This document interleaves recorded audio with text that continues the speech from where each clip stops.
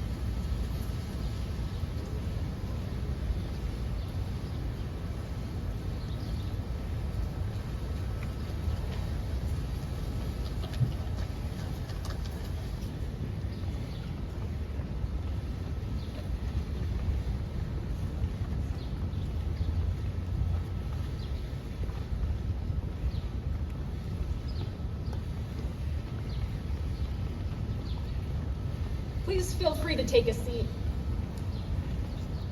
Good morning. Welcome to Independence National Historical Park. We acknowledge the people on whose ancestral homelands we now gather. Prior to Dr. Benjamin Franklin's arrival in 1723, and long before the founding of Philadelphia in 1682, this land was part of the Lenape-Hoking, where Lenape people thrived for generations. We recognize and respect the tradition and history associated with this land and the connections that the Lenape people have to it. My name is Amnesty Kokanowski, and I serve as Deputy Superintendent. On behalf of our approximately 200 staff here at the park, we extend a very warm welcome as we celebrate Dr. Benjamin Franklin on the 300th anniversary of his arrival in Philadelphia. Only 17 years of age, Franklin essentially ran away from an apprenticeship in Boston and made his way here looking for opportunity, as so many others have in the past 300 years. Franklin was a writer, a printer, a scientist, an inventor, a diplomat, a statesman, and towards the end of his life, an abolitionist. As we all know, he signed the Declaration of Independence and the United States Constitution. He even formed a militia regiment in 1747 known as the Associators.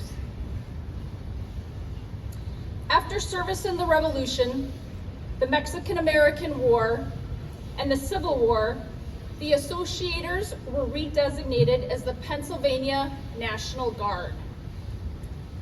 The Pennsylvania National Guard, as recoined, occurred in 1870. And we are honored to have those soldiers here with us today as a color guard.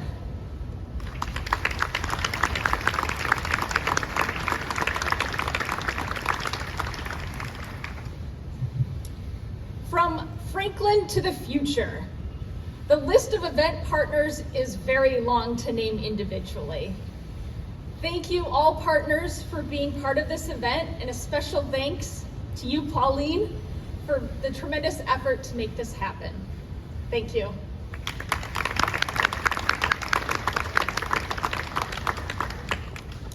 And now, to carry us through the event, I would like to introduce another esteemed and beloved Philadelphian, Anchor Emeritus from 6ABC, Jim Gardner. Jim?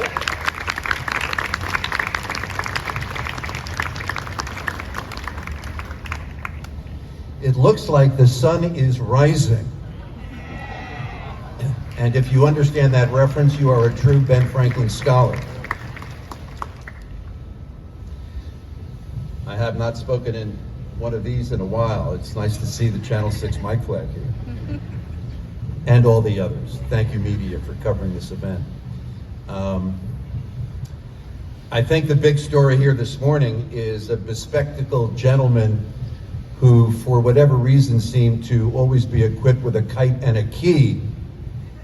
And if he didn't exactly discover electricity, and there is some controversy about that, he certainly discovered a lightning rod, which helped save countless numbers of wooden houses from going up in flames in his day.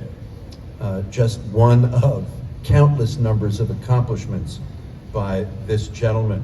Thank you, Amnesty, and good morning, everybody. We're glad to see you here.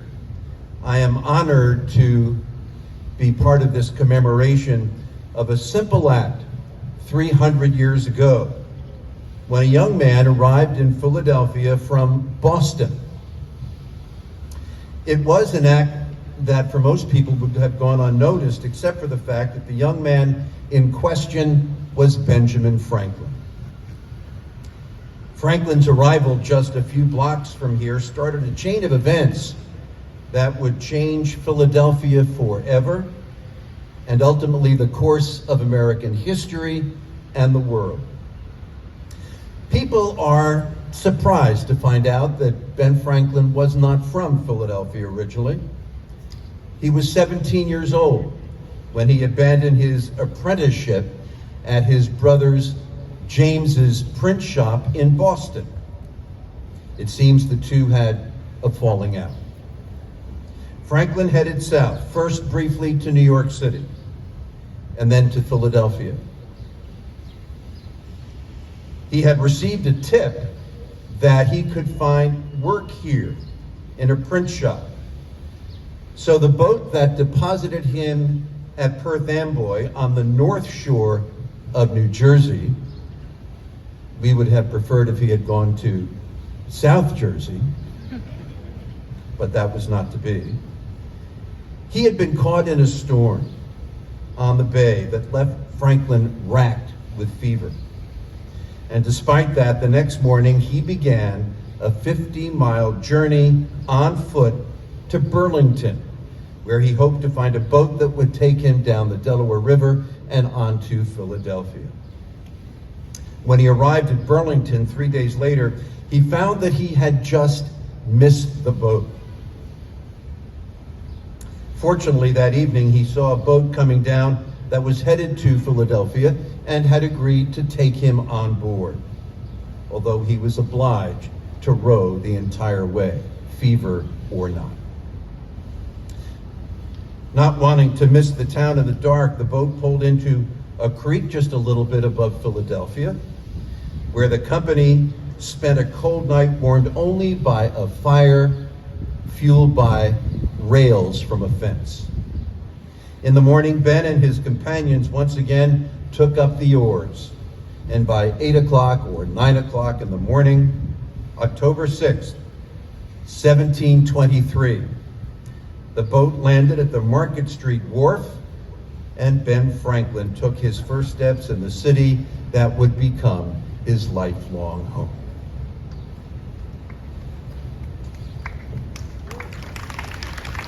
And to tell us what would happen next,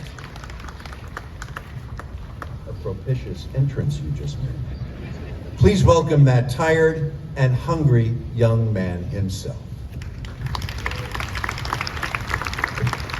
Good day, everyone.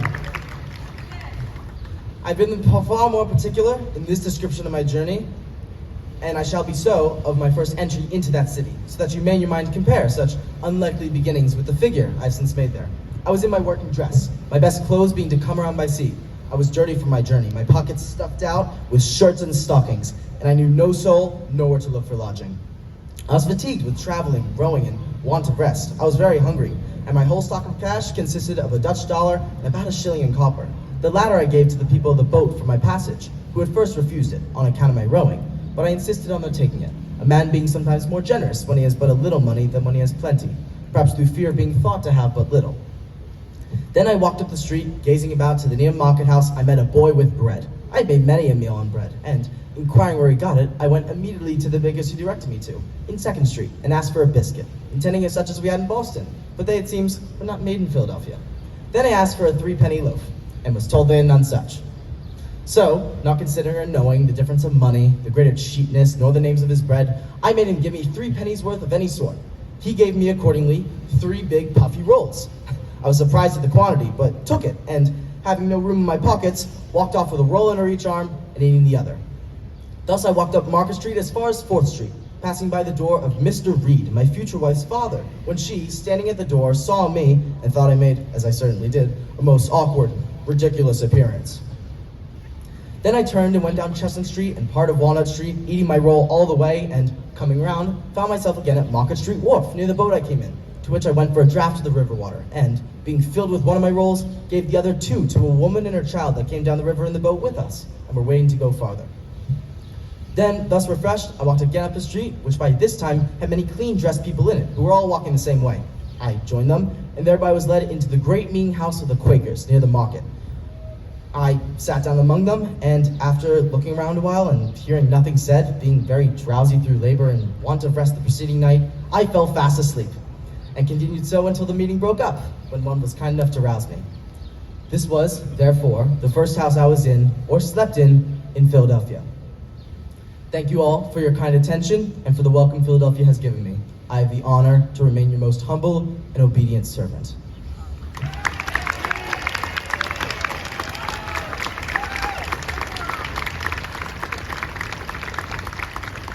Thank you, Ben.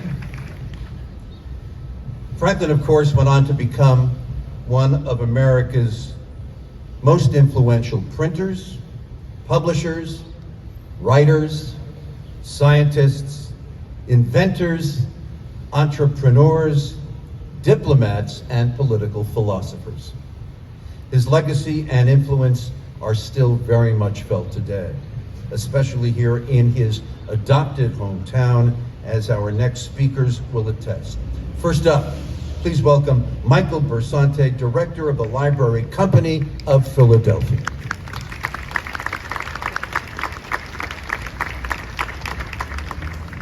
Thank you, Jim.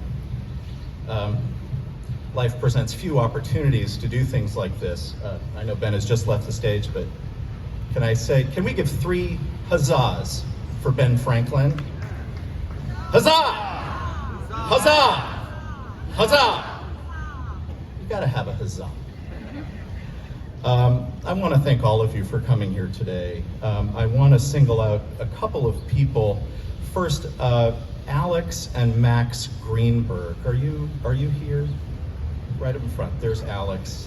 Alex and his cousin Max. We just found out about this a couple of days ago. Alex and his cousin Max have walked 50 miles, retracing the story of the Franklin's journey, which Jim Gardner just told us and which young Ben told us about in such detail. And they're doing it to raise money for autism research through the Eagles Autism Challenge and Eagles Autism Foundation. Today's the last day of their fundraiser. If you want to look them up or find them during the ceremony, there's Max. I just thought it was wonderful. So much of what you will see happening today is happening through just the goodwill and interest and passion of people about Ben Franklin. Which leads me to the great Pauline Cabouli of Cabouli and King, when I had the idea that we have to do something to celebrate Ben for the 300th anniversary of Franklin's arrival. I got together with some of the historical organizations several months ago, and we talked about where we should do it, and we thought Franklin Court would be perfect. And we called our friends at the National Park Service, and they're like, somebody has already booked it. We're like, Library Company, American Philosophical Society, who booked it if it wasn't us?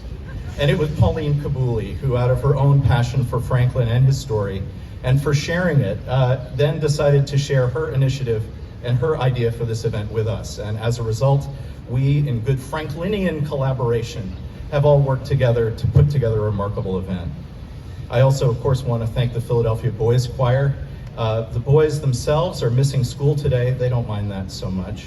But I especially want to thank the parents of the boys choir who have done so much to bring their boys here today this morning. I want to thank Jeff Smith, who, when I asked him to do this about 3 weeks ago with very little notice, said yes immediately. They have really provided a wonderful backdrop, and they will be singing for us again at the end of the ceremony. So just a quick thank you. I'd like for the Philadelphia Boys Choir as well.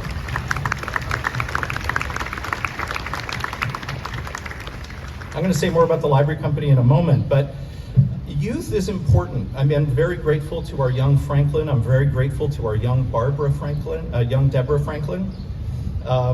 Youth is important. I think for me, the theme of this day is renewal.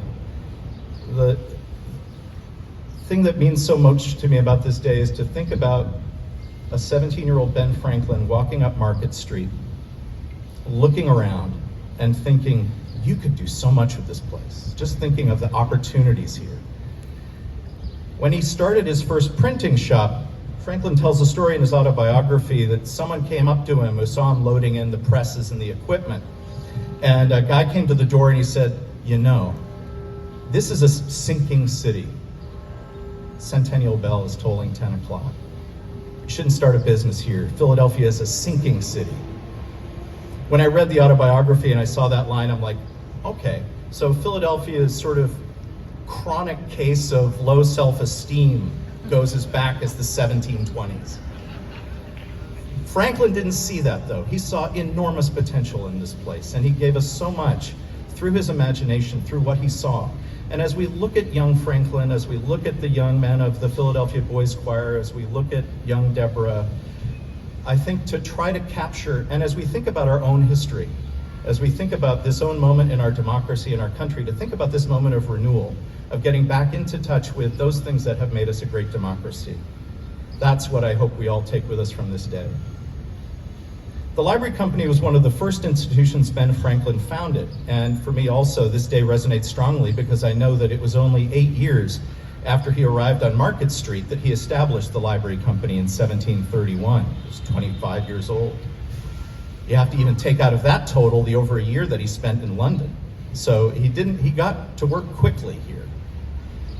The Library Company was the first. It was the first library that wasn't owned by a rich person. It was the first library that wasn't owned by a university. It was the first library that wasn't owned by a church. It was the first library that was owned by a community. It was owned by its shareholders and its members. And in that sense, I think we have a rightful claim to say we were the first public library, because we were not beholden to any other institution, but instead were founded to serve the needs of the community. The motto of the library company is Communiter Bone Profundere Deum Est, which is kind of garbled Latin for serving the community is divine.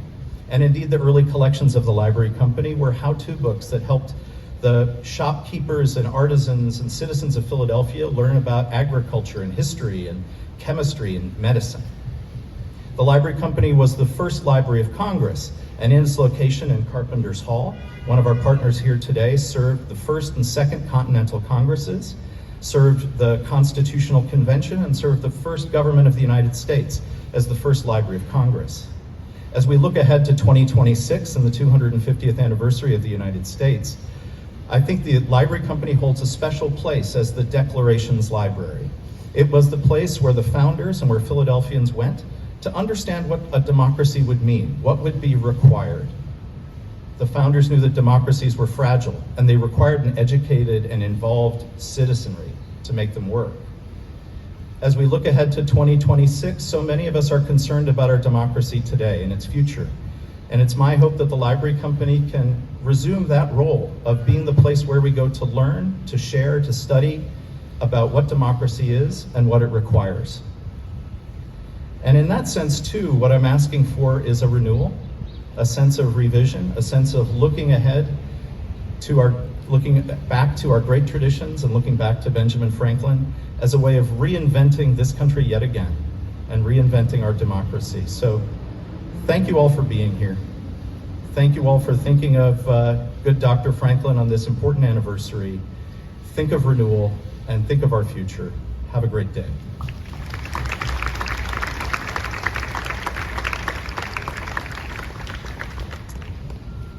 Another Mike. Let's hear from Michael Norris, Executive Director of Carpenters Hall and co-chair of the annual Benjamin Franklin Birthday Celebration. Michael. Thank you, Jim.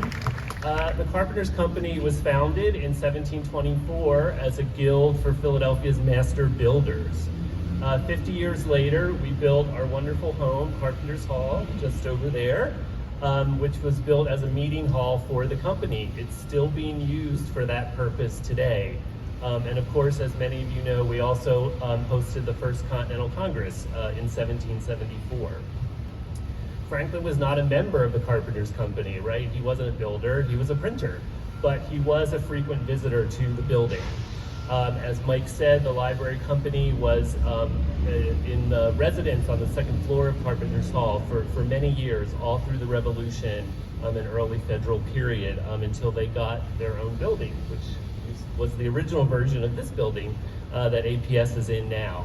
And the Philosophical Society also occupied space in Carpenters Hall. So even though Franklin wasn't a member of the company, we still feel a deep connection to him.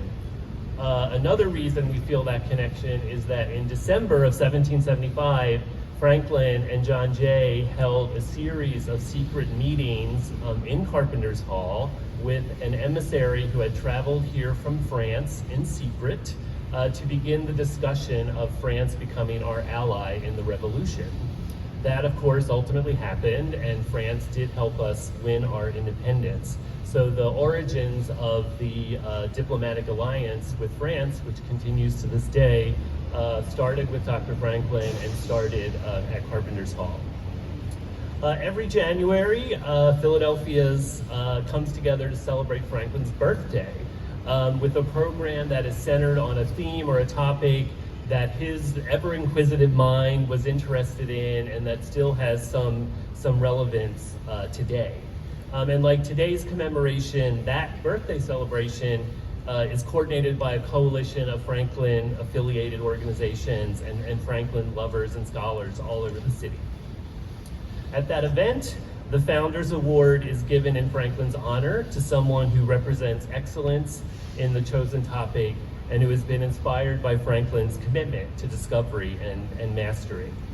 So I'm pleased to announce today that the theme of the 2024 Franklin Birthday Celebration is craftsmanship, and that theme was chosen in honor of the 300th anniversary of the Carpenters company, and that the recipient of the 2024 Franklin Founders Award will be world-renowned architect Frank Gehry.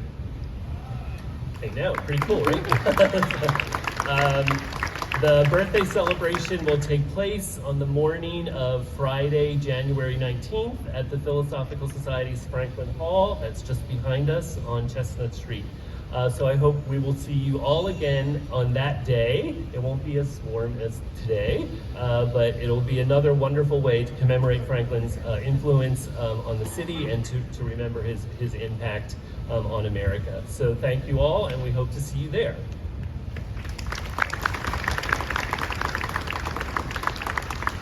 Thank you, Michael. Let us welcome the Honorable Mary Isaacson, who represents the 175th District in the Pennsylvania House of Representatives.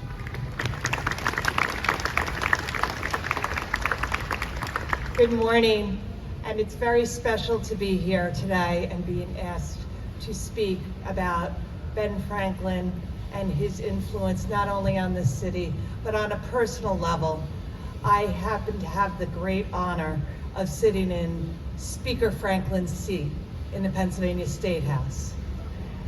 And it is a great honor, and one when I am walking through the halls of Harrisburg, remind myself often of what he brought to this Commonwealth in his beliefs of what government should be, how it should assist us and protect us and our liberties, our freedom of speech, our freedom to pursue happiness, health, and prosperity here in the Commonwealth and the United States that he went on after establishing the Commonwealth of Pennsylvania to help establish our United States and make sure that we had those rights into our Constitution, and that we must fight every single day to keep them. Here, 300 years later, we are still in that great experiment. It continues. We have it on state levels, we have it on the federal level, and we all continue to fight and make sure that those principles that he brought forth here in Philadelphia, his adopted city, that we make sure that they continue. As he famously said, we have a republic. It's our job to keep it. And we must continue his legacy every day and make sure that we do. Thank you.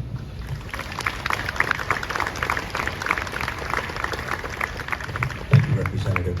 Did you know that Ben Franklin was a Philadelphia City Councilman? I didn't know that until I received this script. He was also a Justice of the Peace. I'm pleased to welcome Philadelphia City Council member Mark Squealer, whose district we are in here today.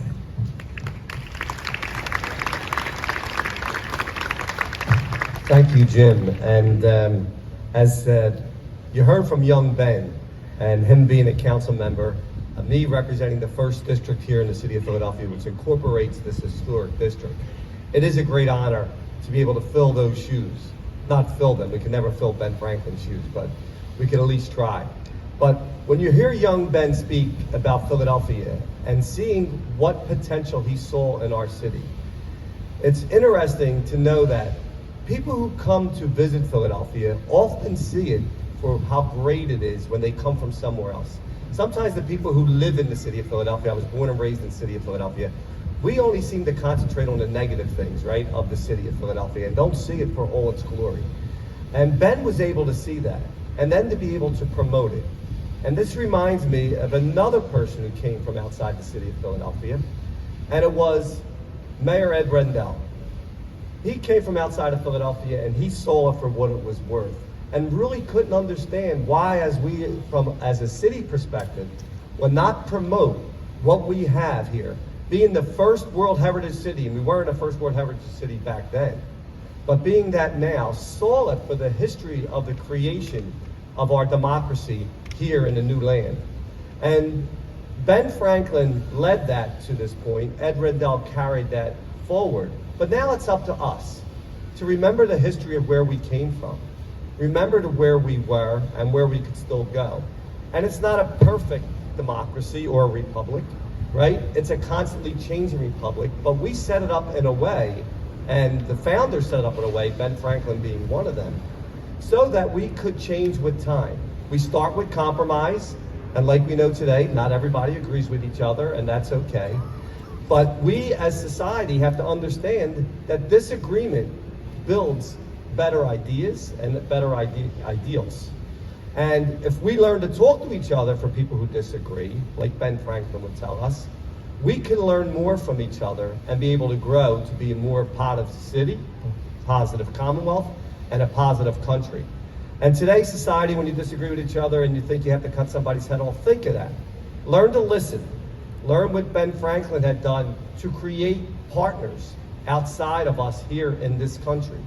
Look at Philadelphia for its leadership qualities. And you heard about the semi-quincentennial, the 250th birthday of this country. It's going to be celebrated right here in Philadelphia. Philadelphia is going to be the epicenter of this great celebration, and we should welcome it. And some people say that, don't be afraid, there may be protests, right? There may be assemblies, and this is what America is built on. Freedom of speech, freedom to assemble. These things should be celebrated. Now, there is a difference between assembly and protest and then lawlessness or crime, and we need to know the difference in that. So we should be allowing and welcoming people to come here to celebrate this great opportunity we have in 2026. But not only the people from this country, because we also have the World Cup coming to Philadelphia.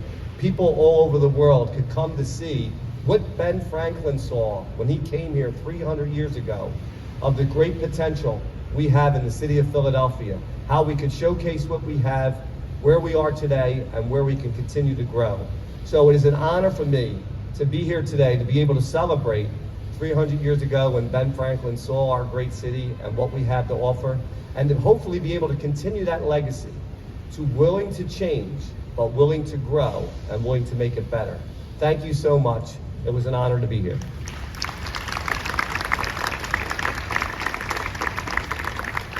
Franklin was so overwhelmingly positive about Philadelphia that he would have no doubt that the Phillies will trounce the Atlanta Braves starting Saturday night.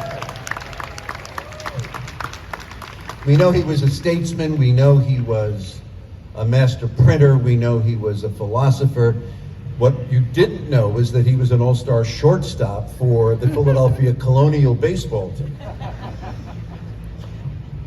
Thank you for laughing, I appreciate it. We'd like to take a moment to acknowledge, forgive me, our final speaker, Major General Wesley Craig, retired Adjutant General of the Pennsylvania National Guard.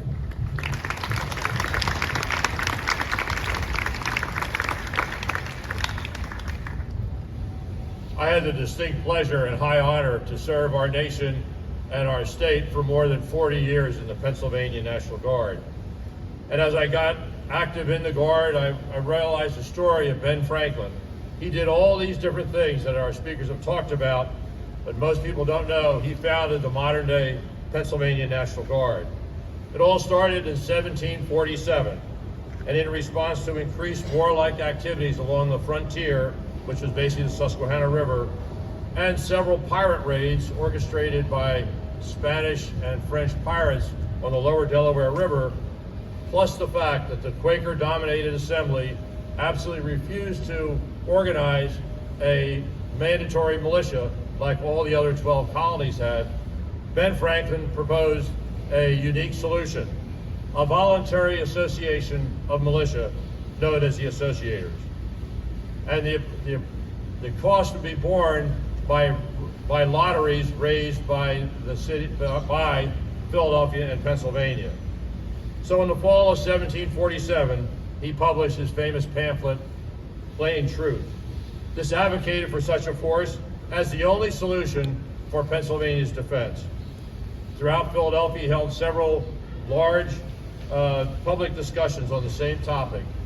And on the 7th of December, 1747, some 600 brand new associators in uniform, under arms, formed up on Market Street. They organized themselves into companies, paraded down to the Philadelphia courthouse at 2nd and Market. There they presented themselves to the provincial council president, Anthony Palmer, and said, "Mr. President, we want you to follow the British militia law and swear in our officers."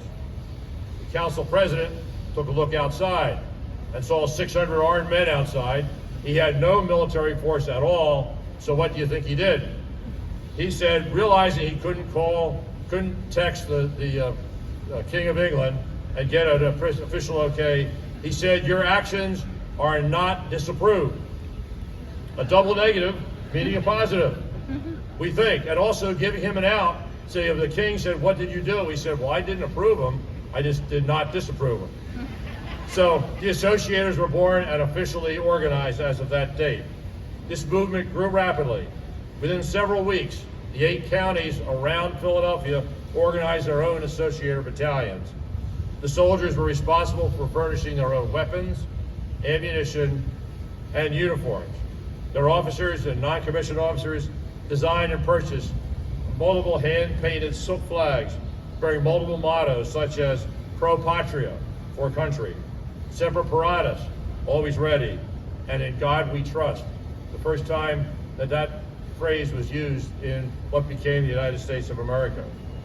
Here in Philadelphia, the associators erected a grand battery of artillery near today's Coast Guard station. A second battery was shortly erected along the shores of the Delaware River further south. The crews on the many ships that plied the Delaware River and the Port of Philadelphia taught this new organization how to maintain and fire cannon.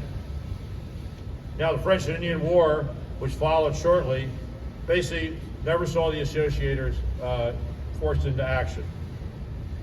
And in 1754, Ben Franklin proposed a radical solution to help the common defense, called a Union of Colonies under what was known as the Albany Plan. This was a plan of loose union of colonies under the rule of a president general who would be in charge of the common defense of all colonies and may be able to raise taxes. Because the ability to raise taxes was very unpopular in the colonies, that idea never came to fruition. And when Thomas Penn, the royal proprietor of Pennsylvania, heard about first the formation of the associators and then the Albany Plan, he was highly upset. Complaining to a friend, Penn wrote, "I consider Benjamin Franklin the most dangerous man in America. I'd be very glad if he inhabited any other country. I believe him to be a very uneasy spirit." Now, the associators, I said, never had to participate in the French and Indian War, but they were absolutely crucial in the opening years of the American Revolution. For in November of 1776, Washington's army had been beaten and battered all around New York City and northern New Jersey, and a force that started some 20,000 soldiers was down to about 3,500 as they finally staggered across the Delaware and arrived in Pennsylvania. Washington sent out a call for the associators to turn out, and indeed they did. In a week, Washington's army grew from 3,500 to more than 5,000 with the addition of 1,500 associators from the city of Philadelphia. This gave Washington enough combat power to launch that daring raid across the Delaware River and seize and defeat the Hessians at Trenton. Additional associator units continued to pour into Washington's camp, and by the end of the year, New Year's Eve, 1776, his force had grown to 10,000. He went back across the Delaware River, set up defenses just south of Trenton, and then on the 2nd of January, defeated the British Army again in the little-known Battle of Second Trenton. And of course, we all know that night, Lord Cornwallis, the British commander, looked at the Americans across the stream, the Assunpink Creek, and said, "It's late. We've got Washington in a spot he can't escape from. We'll go over and bag the fox in the morning." Well, that night, the American army stole away, conducted a night march over icy roads, and fell upon and defeated the British in the Battle of Princeton. These surprise attacks in a number of just 10 days were considered saved the revolution and turned it all around. This was made possible by the timely arrival of the Associators formed by Benjamin Franklin. The Associators became compulsory militia the following year in 1777, and many then volunteered and served in the famous the Pennsylvania Continental Line for the duration of the war. So, as has been mentioned before, the modern-day Pennsylvania Guard grew from this force. The Pennsylvania Guard has served in every war since then, with the exception of Vietnam, has been called to active duty for disaster relief or quelling of civil unrest hundreds of times by the governor of the state. And it all started with Benjamin Franklin. So today, we celebrate Franklin, we celebrate his arrival here in Philadelphia, and his founding of the Pennsylvania Guard. Thank you.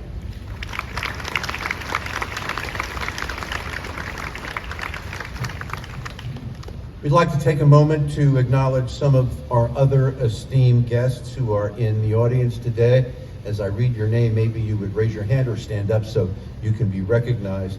Representative David Zimmerman, who represents the 99th District in Lancaster and Berks counties, and who co-hosted a Franklin 300 commemoration on Wednesday at the state capitol for his fellow legislators. Ivan Soltero, Executive Specialist at America 250 PA, the statewide organization planning Pennsylvania's well, I knew I would do that. Semi-quincentennial commemorations. Thank you very much. Janet Klein, Preservation Advisor and former Chair of the Pennsylvania Historical and Museum Commission. Lieutenant Colonel Fittipaldi, Commander 1st 111th Infantry Battalion, aka the Associators, and Lieutenant Colonel Costello, Commander 56th Stryker Brigade Combat Team, two units that, as we have heard, trace their origins back to Benjamin Franklin.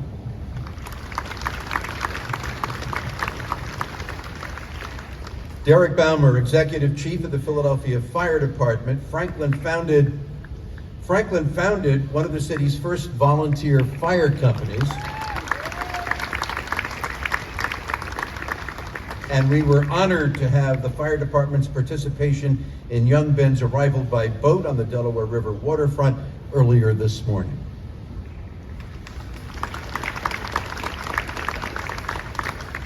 David Morrison, a board member of the Pennsylvania Abolition Society, which was co-founded in 1774 by, you guessed it, Benjamin Franklin.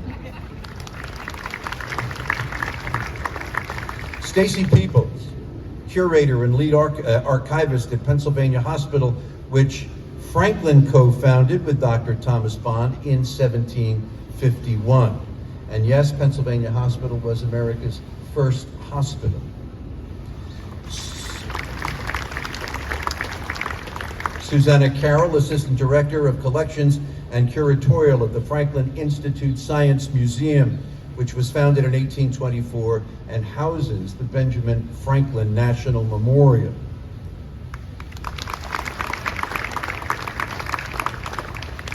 Kevin Tate, Chief Financial Officer at the Philadelphia Contribution Ship, the nation's oldest property insurance company, which was founded by Ben Franklin in 1752.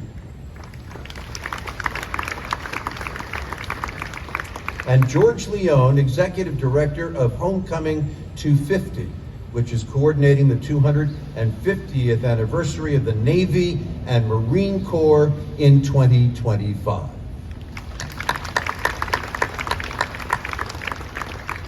Now, Governor Josh Shapiro could not be with us here today, but here to share a proclamation from the governor is Anthony Luker, Director of the Governor's Southeast Regional Office. Anthony.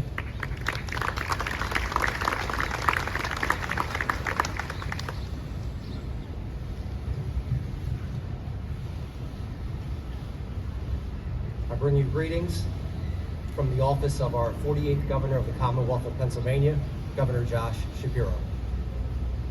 I would like to thank Representative Isaacson, Pauline Cabouli, Councilman Squilla, the City of Philadelphia, and all of our distinguished guests who have assembled here today.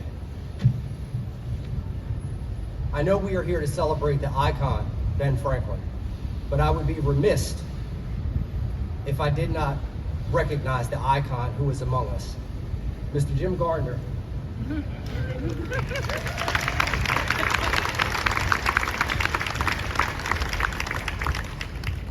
You brought the news into my family's home from 1977, which is the year I was born, up through 2022, and quickly became the favorite anchor of my son, who is now 3 years of age. What a stellar career. Thank you so much.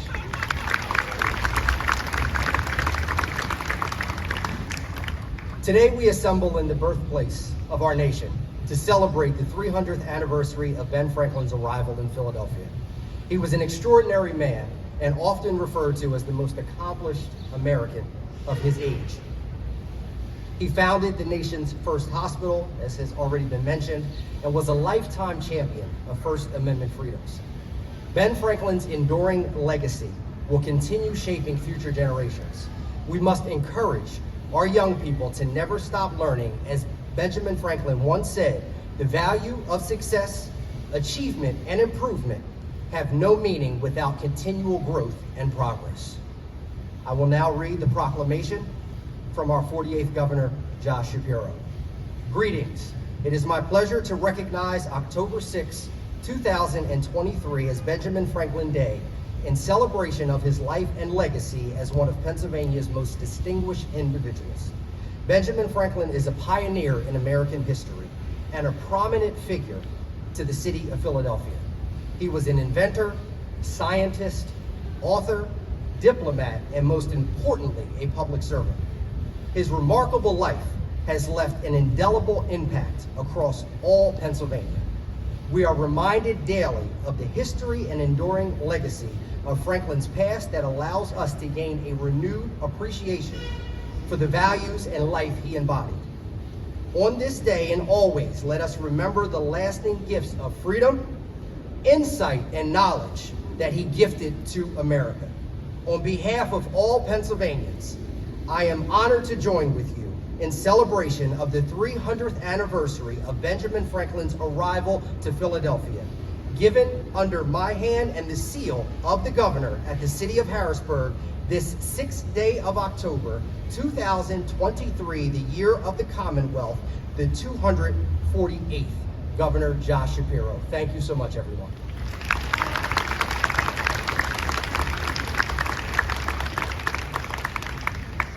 Anthony, you and the governor know how to embarrass a person. But I do have an extra ticket to the Phillies' first game against...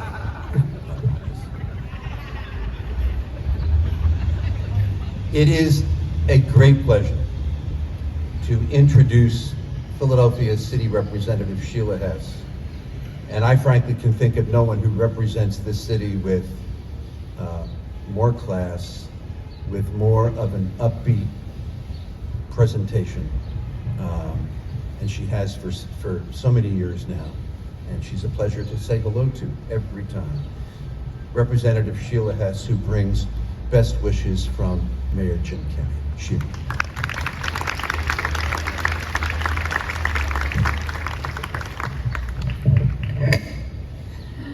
Wow, thank you so much, Jim. As Anthony mentioned, being a lifelong Philadelphian myself, just to hear Jim Gardner introduce my name before this is something I've always dreamt of. So to have those added comments means so much to me. Thank you so, so much, Jim Gardner, for spending your morning with us on this incredible day here in the city of Philadelphia.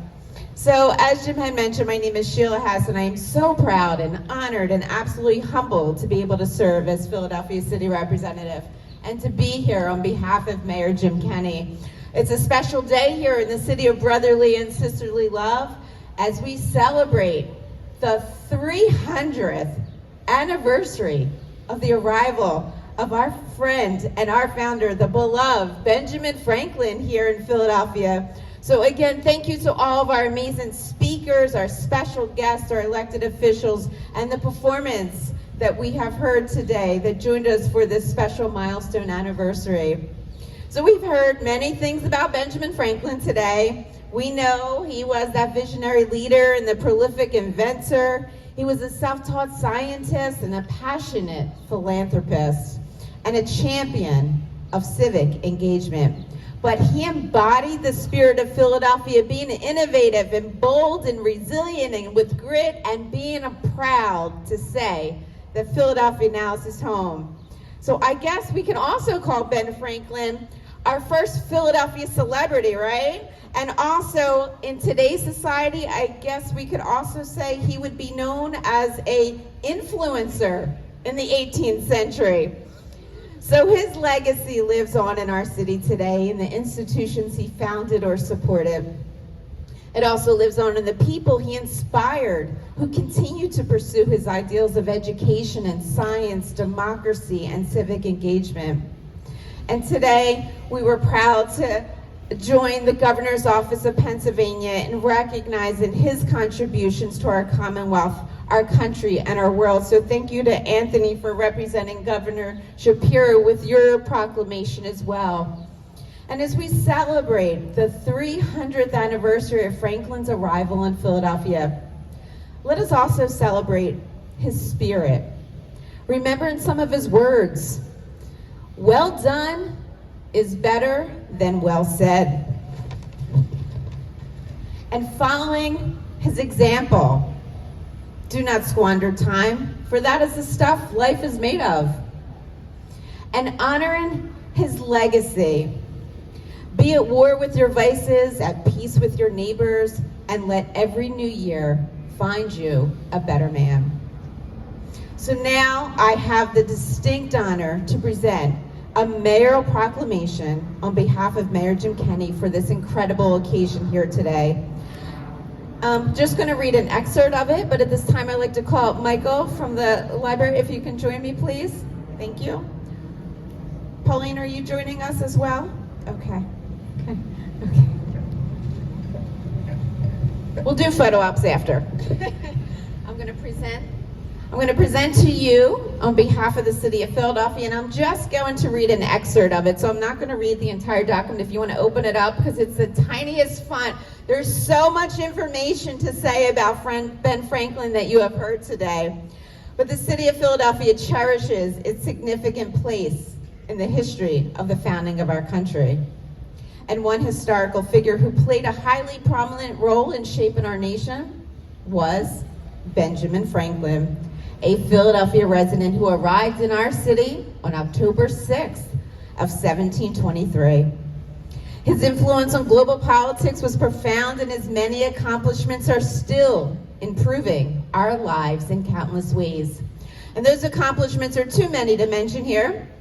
But as a founding father of the nation, Benjamin Franklin helped draft the Declaration of Independence and developed it into a statesman and diplomat.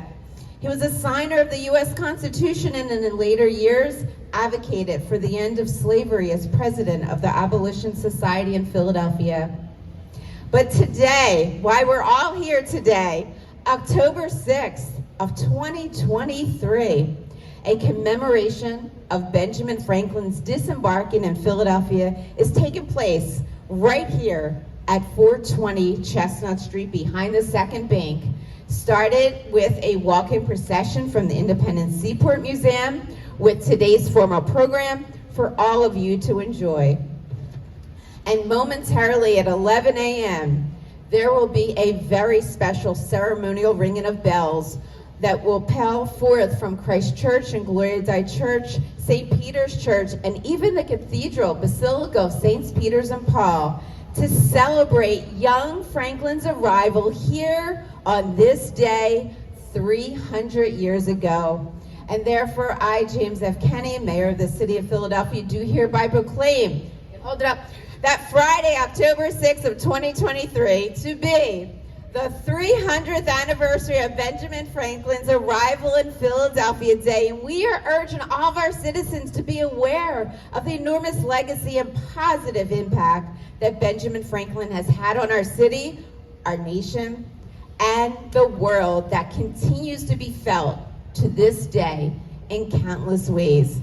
Happy anniversary, and thank you for the opportunity to be here for this amazing day in the city of brotherly and sisterly in love. God bless.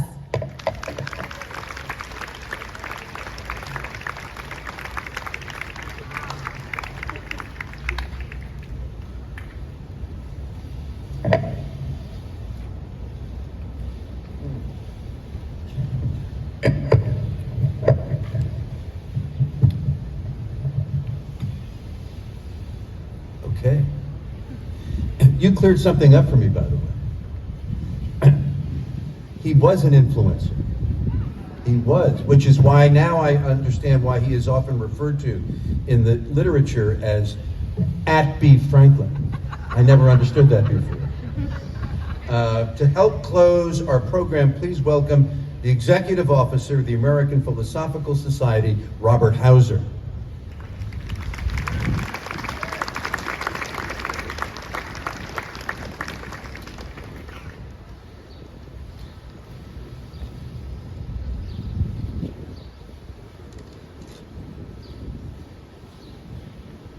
Good morning. I want to join my compatriots up here in thanking all of you for joining us and thanking the many, many people who made this fabulous event possible. Coming last, I know that I should be brief, and I will be. The American Philosophical Society was one of Ben Franklin's major and lasting institutional creations. Between what I knew already and what I've heard this morning, I think he created at least 10 surviving institutions in and around Philadelphia. That's just an amazing accomplishment.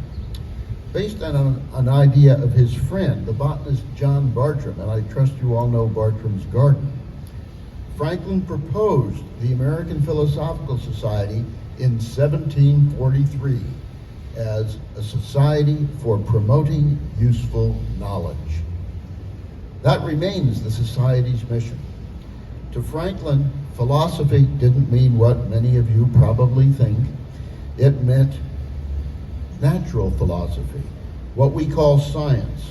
And he had in mind better crops, better cows, better manufacturers, better beer, along with scientific discovery. I will tell you that the American Philosophical Society a few years ago had no philosophers among its members, although that has been remedied to some degree. Today, the society is about everything: physical, biological, and social sciences, arts and humanities, and public affairs. Its 830 resident members are elected for major scientific, cultural, and public achievements. The Society fulfills its mission of promoting useful knowledge in many ways. Its research library, right over yonder, open to all, contains millions of manuscripts, maps, and rare books, including most of Franklin's writings, and extensive collections of early American materials, Native American language and culture, and the history of science, technology, and medicine. The APS Press, begun in 1771, is the oldest continuously operating scholarly press in the United States. The Society gives out some $2 million a year in grants and fellowships, and it reaches out through conferences, seminars, semi-annual meetings, public lectures, educational activities, and an annual museum exhibition based on the Society's collections. Right now, this year's exhibition is open across 5th Street in Philosophical Hall, which was built in 1789 with a loan from Ben Franklin. The exhibition is called Pursuit and Persistence, 300 Years of Women in Science, and I recommend it highly to you. Another item related to Ben I might mention is that the Society has been able to obtain virtually all of Ben Franklin's logbooks. both from his printing shop, which actually sold a lot of things other than his printed materials, and his records as postmaster of Philadelphia, another post that he filled in the mid 18th century. And those have all now been transcribed, digitized, and will be available as freely to everybody through our library's digital center on October 18th. This is just a few days from now. After Jim Gardner's closing words, we want to share some breads that commemorate young Ben's purchase of puffy rolls on his arrival. Thank you. And I will say that those are contributed by the wonderful Ms. Lynn, who won the James Byrd Award this year from High Street. So after the final words here, please come over, have some bread on the steps of the library, and come and see inside to view and obtain a copy of the unique document that Ben scratched out late in life, chronicling his travels to Philadelphia.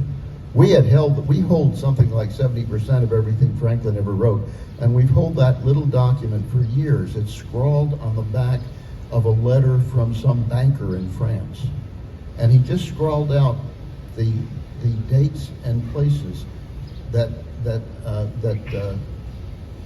show his itinerary as he came to Philadelphia. It was those writings were only sort of discovered and interpreted in 1980, just 43 years ago. But you will be able to see that in the lobby, and you'll also be able to see the first printing of his autobiography, which was originally written in France and only published after his death in 1791, and also the first English printing of it, which was done with a translation of the French edition in 1793. So I want to say something about what happened when that document, the account of his travels, was discovered in 1980. And it goes like this. It's attributable to a man named Whit Bell, who was at that time the librarian of the APS.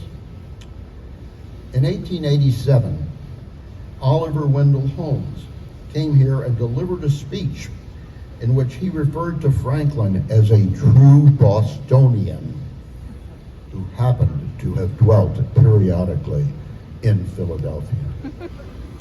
Whereupon Dr. S. Weir Mitchell, the great Philadelphia physician, arose and informed Holmes that, on the contrary, Franklin was born in Philadelphia at the age of 17.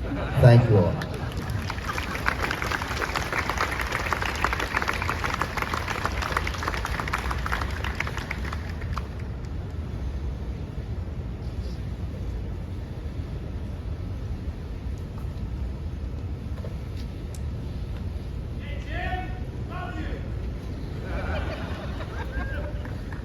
Okay, now, thank you. As Bob said, you are all welcome to enter APS around the corner on 5th Street under the statue of Franklin to see the temporary Franklin display, including his handwritten notes recounting his journey to Philadelphia.